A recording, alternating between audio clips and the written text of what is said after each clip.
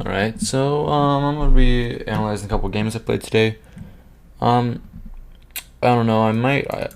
If the time allows, I'll be analyzing a second one. But this is the first one versus my very strong opponent, who is actually a full 120 points higher rated than me. So let's get into it. So my opponent starts out the game with the move e4, and I go for my simple Caro Con, and my opponent opts for the Hillbilly attack or defense or whatever. And this is already not a good line, as you can see. Of course, the engine already thinks it's like almost like winning for black out of the opening, and my opponent puts that a step further by, instead of the simple ED-CD bishop back, and the idea of course being bishop a4 with some attacks on the king, my opponent instead opts for bishop b3, which is a gambit.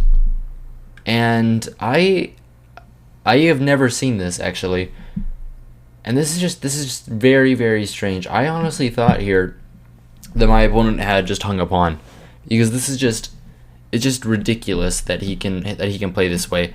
And the computer of course thinks that I'm better after DE and queen h5, threatening checkmate. Well, not a checkmate, but an incredible attack. And of course I'm not really gonna blunder that. I'm not really in the business of blundering checkmate on like move 4, so I'm not going to play like knight f6 or whatever. Instead, I of course go with g6. My opponent retreats back to h4, and I defend my pawn with knight f6, and I think I'm already doing quite well. But I thought, okay, my opponent played a gambit. That means that he's going to have compensation for the pawn. He's going to have more development. He's probably going to get everything out, and this is just I don't really like messing around with that. So normally in gambits, I like to give back the pawn after a while. So my opponent plays knight c3 attacking, and I could be defending it. I could play like bishop f5 and defend it. Like that's completely reasonable. I could play knight d7, bishop g7, but the reason why I don't play bishop f5 or like queen d4, for example, is because I don't enjoy these types of this like way of playing where I'm just trying to hold on to my extra pawn for dear life, and my opponent is just going to probably crush me in the meantime with their superior development. So instead of playing bishop f5, I decide that, hey, his queen is going to be offsides. If he takes my pawn right now, if he's able to take my pawn, knight takes, queen takes, his queen is kind of off. I'm able to develop with tempo with bishop f5 afterwards, and then I think I'm probably a bit better. So instead of defending it, I just go bishop g7, which I think is pretty reasonable, just developing a piece. I'm always looking at this diagonal here to the f7 square, just in case. And my opponent, instead of taking it, goes knight e2, and I think, that's a good idea. That is a good idea, because of course, the idea is very simple, right? Knight g3, and he's going to take back with the knight. Oh, obvious. That makes sense. And then I won't have like the bishop f5 idea. So I thought this was really, really smart, and my opponent is doing really well here, and I might even not actually be that much better, because I thought, okay, his queen is over here, and I don't really know how to get it off. If I castle, I mean, I'm kind of walking into where his queen is. He's gonna bring some pieces. He might start an attack, and my knight is gonna develop into one of these weird squares, and probably a6 is the best move because d7 blocks the bishop. So I thought here for a while, and I eventually just castled. Which gets a big question mark, because of course this is over here. I probably shouldn't have done that, but it's hard to see what to play instead. I of course already don't want to play bishop f5, which is the top engine move, because I already kind of don't like, for example, bishop f5, he gets knight g3, and I don't like this position. I just don't. I can hold on to my pawn with queen d4 or something, but then of course even actually queen d4, you might have this move. So maybe not queen d4, and I guess I can't hold on onto my pawn. I have to move my bishop back, or I have to play like e6 or queen d7 to control it like that, and then I'm gonna lose this pawn. I'm gonna probably lose the game because my bishop's on a weird square. And I think, okay, I don't want to go for that. I don't want to go for bishop f5, and so I just castled, and I kept it simple, which keeps advantage, but I could have done it better. My opponent takes, and I thought, what? What is this? I thought the whole point of the opening was to go knight g3. And I was so confused. Knight g3 was screaming to be played here, and he's going to win the pawn back the right way. And I don't even understand why he would take. It's the best move. Knight g3 is the second best move. Actually, knight g3 gets the advantage to -1 instead of 1.2 actually instead of -0.7. But I just cannot fathom why knight takes e4 is better, because of course I'm going to be developing my bishop with tempo here, right? And then I'm just going to be up on development. I'm going to play knight a6. I might play knight d7. I'm going to bring out my queen. I'm going to develop my rooks, and I'm just going to get a better position. And I thought, okay, I'm winning, right? I'm just like much better here. Obviously, I'm much better here. And my opponent goes queen f3, which is reasonable. Of course, he wants to like put some pressure on my king, and I don't want to go bishop e6 because of course I'd get isolated pawns in the center. So I don't want to do that. And now I had to think, right? And I thought, okay, if I go knight d7 immediately, I have like, I'm developing my knight, right? But then I'm blocking my queen's access to this file. And also, if I go knight a6, right? Okay, let's see, knight a6. How many moves will that take to get into the game? It'll take 2 or even 3. And I'm like, do I really want to take like 3 moves to get my knight into the game? No, I need to be fast. I need to be fast and like quick, okay?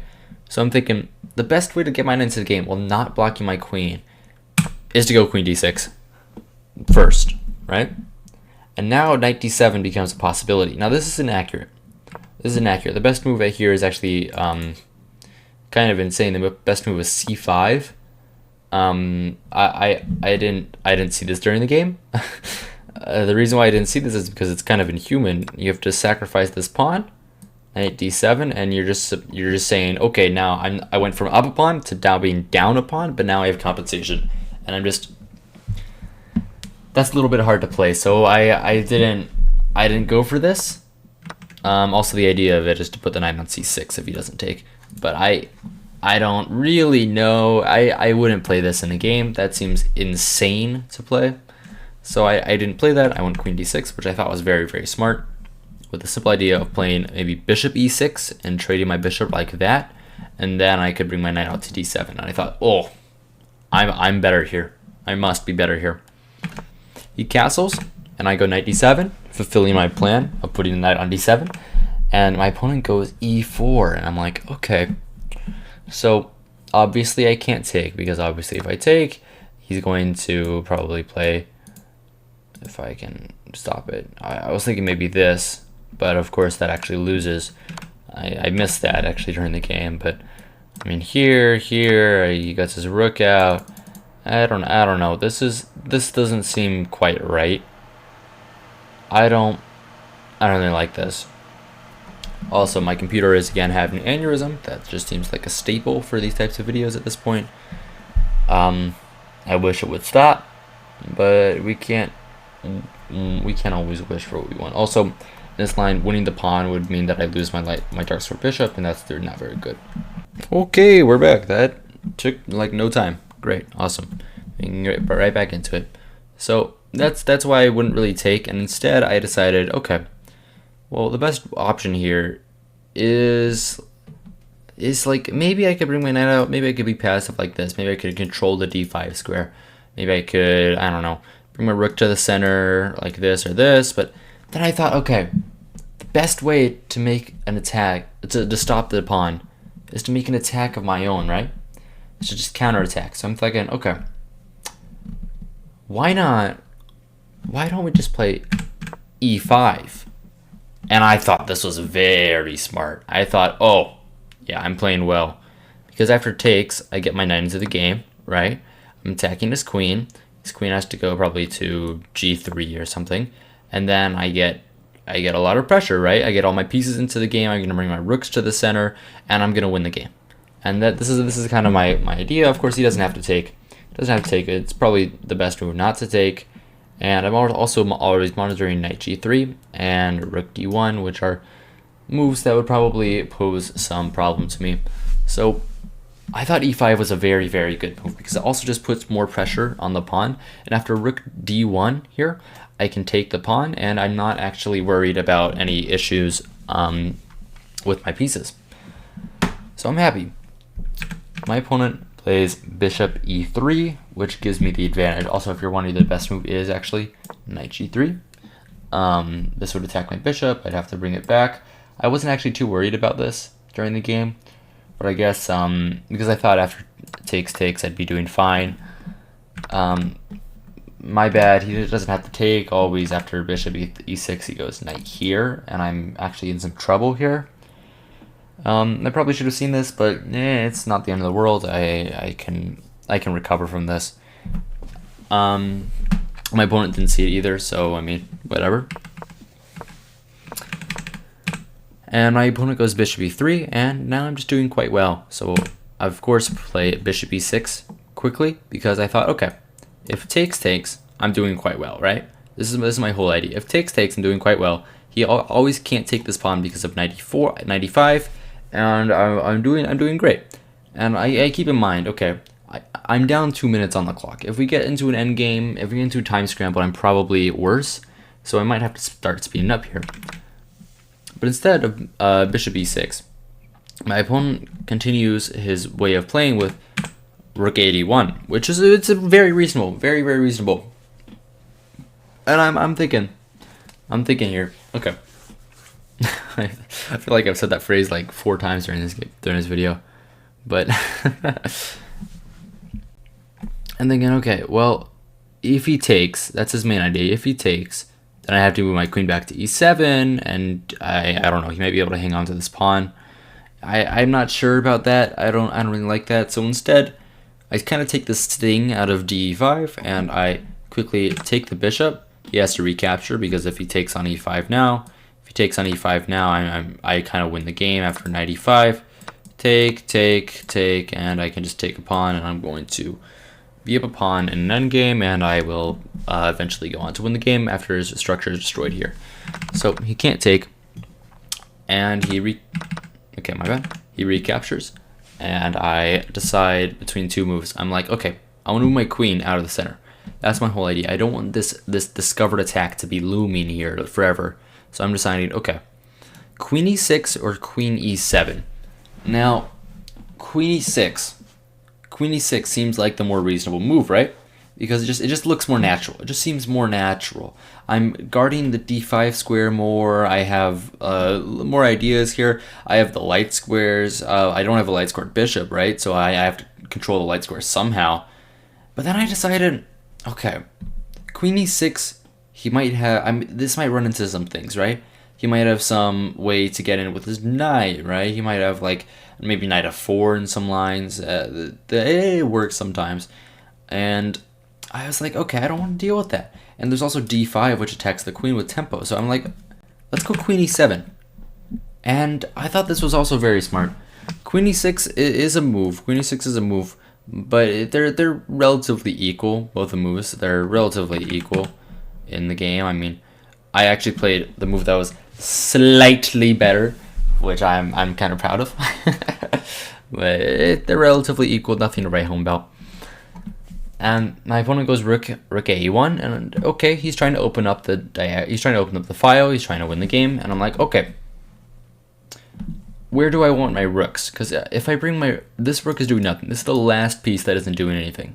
This bishop is pressuring the center, this knight is ready to jump in at any point, this queen is always active here, and then this rook, right, this rook is good because I might be wanting to play f5 in the future because I see a queen on the other side, rook on this side, want to open it up. So I decided, instead of rook f e8, which is a decent idea, of course, the idea being that he can't really open up this file now. Of course, that would end up in a checkmate on e1, so he wouldn't be able to open up the file anymore. Of course, that is a long way off, but I'm kind of thinking in the long term here, which is pretty good, and this is a good mindset to be in right now. And I go rook a8. I think this is really smart, right? Because now all my pieces are playing a role. And let's see, he has some bad pieces. Look at this bishop. This bishop kind of sucks. It doesn't really do much because he's not going to take ever and open up this diagonal. And I think that this bishop is probably his worst piece. Also, this rook is also not very good because, again, he's not really planning to take. Now, he might be planning to play d5, but then I might have e4 intermezzo, and that's that's kind of dangerous for my opponent. So I went rook a8, which I think is a very good move, and my opponent goes for g3, which of course, being so that after takes, he has an escape score for his king. And I realized this immediately, that's what he tried to play, and I decided, okay, I think the best way to go here is with e4, which I'm again proud of, because, okay, so this queen, where does it go? Where does it go? He has no moves with his queen. He goes to f4. What is the queen doing on f4? It's probably gonna get kicked out. I'm probably gonna go knight b6. I might put a knight here. I'll actually probably go knight f6, right? Because I want to keep my knight in the center, but still not get kicked out. Because after knight b6, he might have some c4 stuff, so I don't want to leave my knight stranded. And I think I'm doing really well. So he goes to g2, which is inaccurate. And I decide, I'm thinking here, okay, where do I want my knight? Because this knight is the one piece that doesn't do anything anymore. Because now the knight isn't defending this square. Knight isn't defending this square because originally the knight was put there so that after takes I would go here, so my opponent couldn't take on e5, right? So now what is the knight doing? The knight is doing nothing. Knight is probably my worst piece, right? So I want to make that knight go better, right? So I'm thinking, the best square for my knight would be d5, right? Because then I'm pressuring the bishop. I might play e3 at some point, and I might crash through like that. But then after knight f6, for example, my opponent would go c4, and my knight wouldn't be able to go there. And then I realize, wait, my knight actually has another square that it can go to besides the d5 square, and that is the g4 square. And I just, oh my gosh, that's like incredible that I found that. So knight f6, which is actually a bad move because of bishop g5, and he gets to trade off the bishop for the knight. I didn't think this was any good because then I'd be left with a dark square bishop, and I thought my position was just better. So I didn't really calculate that. Yeah, this whole idea actually works because I anticipate what he's gonna play. I know this guy's gonna play c4. I know he's gonna play c4 because his whole idea is to stop me from getting d5, right? That's the square I want to go to. That's the square I want to go to. But it's not. And after c4, I'm already winning after knight g4. And this is really great because if for example he does nothing, like what if he goes here or something, then what I'm gonna do, I'm gonna, well, in that line I'd be going here, and then he might have some trouble. For what about I don't know, rook here, rook a8. Then I'm probably going to be going to b4. I'm going to be targeting these pawns, and his bishop is never going to move because then e3 happens. Like for example, let me show you. If his bishop moves out, e3 comes and I win the game. e3 comes and I win the game. This is over. This is over. This game is over here. If his bishop ever moves. And what happens in the game actually is that his bishop does move. e3 comes and this game is over because if he takes, let's do the simple option. If he takes my pawn, then knight here, bishop here, queen up, and I'm going to win the pawn on b3, and that's great.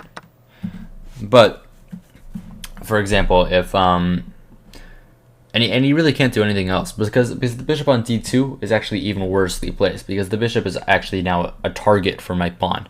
And if he goes here, I can just take, obviously, and take doesn't matter because I win with this.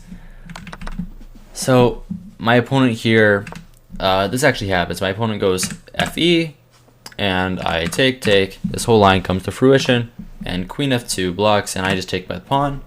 And this is, of course, a winning endgame. I'm going to win one of these two pawns. This bishop is activated now, and I'm just doing very, very well.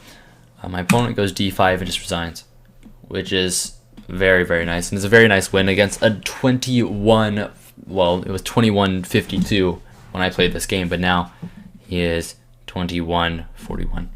So I'm very proud of this. I had, let me check, I had an estimated rating of 2300 and 89.6% accuracy.